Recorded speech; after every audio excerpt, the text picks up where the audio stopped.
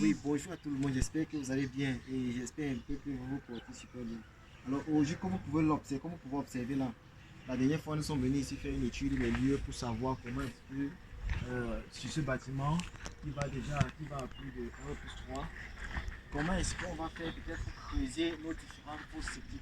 Alors, les différents, la fosse septique aujourd'hui que nous allons, la fosse septique que nous allons implémenter aujourd'hui, c'est je vais dire, c'est une évolution dans les différents styles de fosse septique.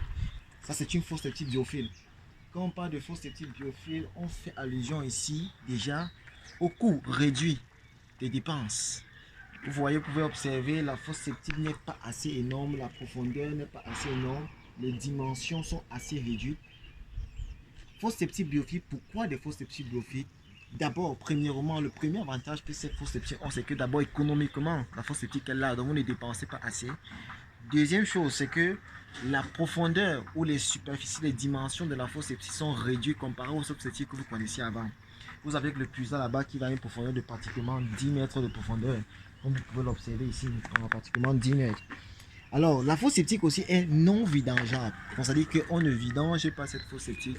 Et non seulement qu'on ne vidange pas la fosse septique ne sent pas. Dans les odeurs, vous n'avez pas à dire que bon, les odeurs vont ceci, tout ça là. On va juste laisser.